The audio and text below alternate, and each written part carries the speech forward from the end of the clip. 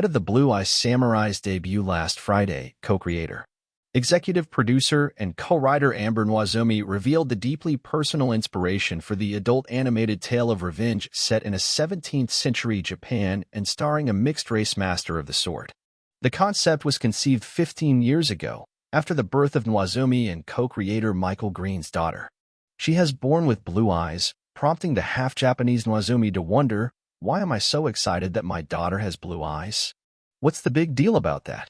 And why am I so excited that I have a baby who looks more white? It's the kind of question that many who identify within the biracial, multiracial, or mixed-race communities, particularly those with immediate white family or ancestry, find themselves asking at some point. The answer is complex and sometimes painful, but can also be revelatory and freeing. And it's an experience that has rarely been explored in Hollywood, especially in this way. In Blue Eye Samurai, Mizu, voiced by Maya Erskine, was born from sexual violence, committed at the hands of one of 4 white men known to be in Japan at that time.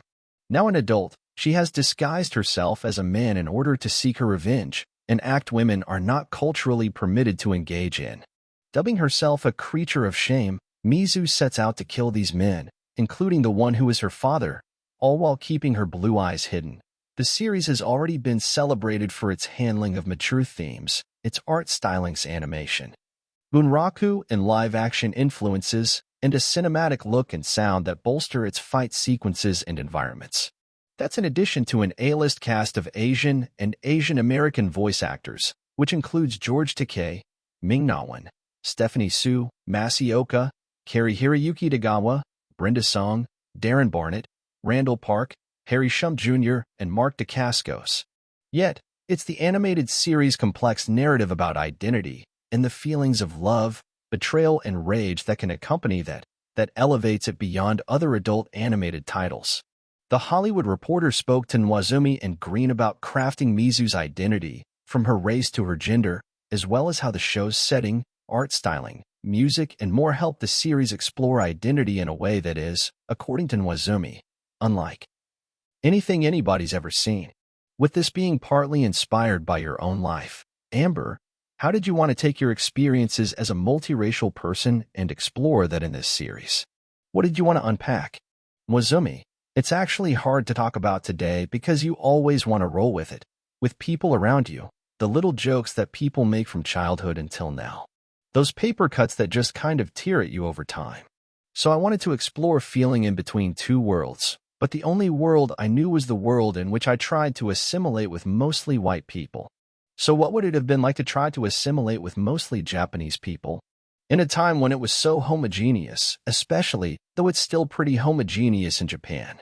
What would it have been like ultimately to go on this fantasy journey of what it might have been, and to find the catharsis in there? The show isn't so didactic. It's a fun experience, but it's also taking those feelings and expounding on them to insane limits.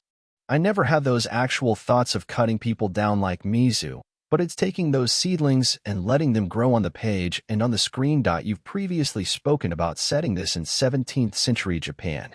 But how did that specific period lend itself to what you were just speaking to? Noizumi, what's interesting about that era is that it was in 1633 that Japan closed its borders completely, saying no outside influence. It's still heralded to this day as the Golden Age of Japan. I found it very interesting that what they call their Golden Age was when it was the most homogeneous. It's kind of like people here maybe saying the good old days, when it was more white in America. So that was just an interesting time, and obviously, there's a lot of beauty and historical elements that were captivating to write a story about.